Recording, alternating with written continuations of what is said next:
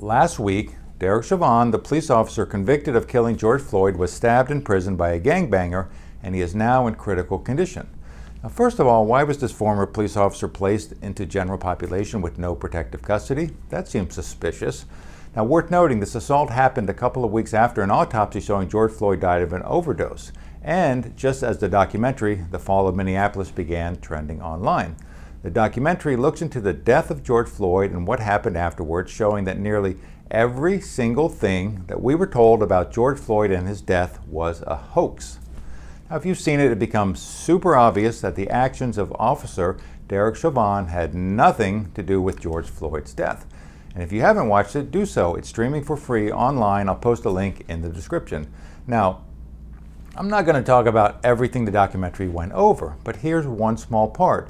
We all remember how in 2020 we were told that Derek Chauvin putting his knee on the neck or the back of George Floyd was illegal and deadly, but was it? Watch this. Were you trained in MRT, the maximal restraint technique? Yes. Yes. Yes. Yes, I was. Yes, we all were. Yes, all the police officers were trained in the MRT. Your police chief said on the stand that he didn't recognize that technique. I heard him say that. It's tough to hear people lie, just straight lie. That's not what we were told. As for the real cause of George Floyd's death, a fentanyl overdose, here's a clip from a video I made last month discussing just that. How did George Floyd die? Well, once again, let's see what the autopsy says. Quote, drug use and a fatal concentration of fentanyl were significant contributors to George Floyd's death, unquote. As for the specific level of fentanyl in George Floyd's system when he died, it was 3 times as high as the level that normally causes an overdose. The autopsy also showed methamphetamine in his system, along with a list of other existing health problems such as heart disease and a COVID-19 infection. Conclusion, all of the evidence points towards George Floyd's death being from an inadvertent overdose. Knowing what we know now about George Floyd, about the BLM riots, about the Derek Chauvin murder trial, what should we do? Well, George Floyd is gone, and there seems to be little political will to punish those behind the BLM riots. But there is one thing that should be done. Based on this new information, give Derek Chauvin a retrial, or better yet, a pardon. At the end, I mentioned Derek Chauvin should be given a retrial, or better yet, pardoned. But last week, the Supreme Court refused to hear his appeal. Derek Chauvin is a political prisoner, and keeping him in jail is slow motion execution. If he is forced to serve the rest of his 22-year prison sentence, 100% he will be killed. It's just a matter of when.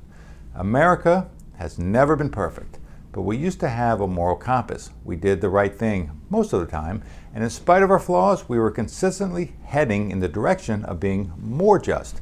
No longer. Look at America in 2023. We have a president arresting his political rival.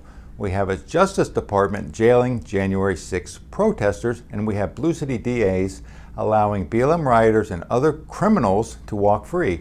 All of this while our court system refuses to liberate Derek Chauvin, an unjustly jailed police officer that everyone knows is innocent, in spite of the fact that prosecutors ignored, covered up, and overlooked mountains of evidence that would have exonerated him. We are living under third world banana republic levels of corruption. Along with all of that, we have a lapdog left-wing media that refuses to report on these injustices, and a professional managerial class saying, this is fine. It's not fine. And one last thing before I go. Do I love defending Derek Chauvin? Not really. He seems imperfect, and even though he did nothing wrong or illegal on that day, the disturbing video of him restraining George Floyd in the minutes before George Floyd's fentanyl overdose is hardly an empathy-inducing image. But not every victim of our justice system is as sympathetic as Rosa Parks, Ashley Babbitt, Ruby Bridges, or Kyle Rittenhouse, which makes standing up to the system, in this case, even more important. If you enjoy these videos, please like, subscribe, and leave a comment. It really does help. This is Neil News Network. Good day.